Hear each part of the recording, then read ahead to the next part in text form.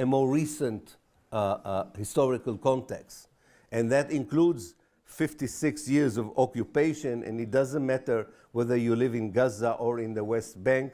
Whatever the Israeli occupation of 1967 brought with it, it affected you whether you lived in Gaza or in Ramallah. It's one big family, it's one big society, it's one united nation, and therefore this years of oppression with all the crimes that were so pedantically recorded by human rights organizations were also part of the history that is relevant to what happened on the 7th of October.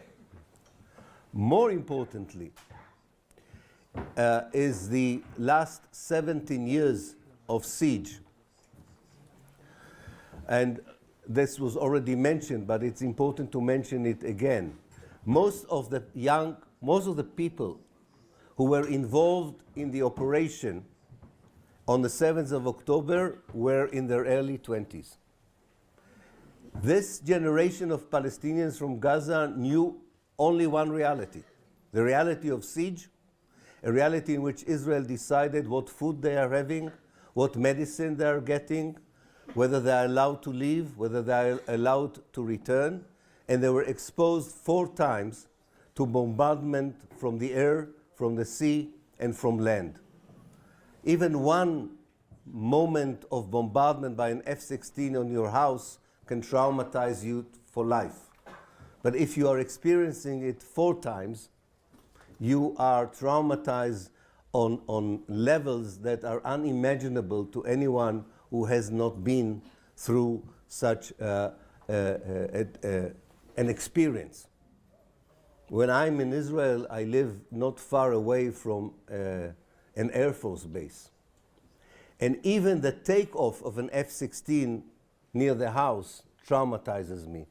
And that's just the noise. And I'm not afraid that this noise will turn into a bomb on my house.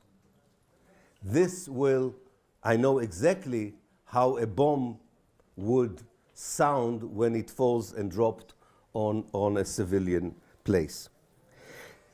The connection between all these historical contexts is that already in 1948, and even before that, because of the nature of Zionism, which is a settler colonial movement, namely a movement of Europeans who were not wanted in Europe, but wanted to create a new Europe somewhere else, but always thought places where other people lived. And whenever they encountered the native people, they decided to remove them, either by genocide, as happened in North America, or by ethnic cleansing that recently has turned into a genocide in Palestine. And this kind of project of displacement of the local people and replacing them with the immigrants or settlers from Europe has to include the total dehumanization of the native people.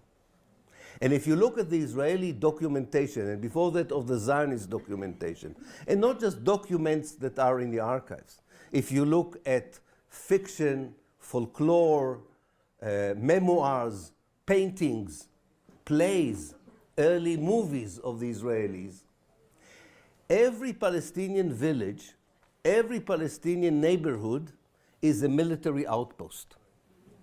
It's not a civilian space. And therefore, the babies, the women, the old people are the enemy in the military outpost. And this was very important for me because I never understood why my Israeli friends who are historians like I do, and have seen the same documents as I did, said, oh no, come on, this is self-defense in 1948. We attacked the village of that, the village of that. But I said they attacked a village. They did not attack a military outpost. And then you understand that the same happened in Lebanon when Dahiya, the southern part of Beirut, was treated as a military outpost and wiped out. And then Gaza was treated as a military outpost and wiped out, as was Jenin in April 2002. So this dehumanization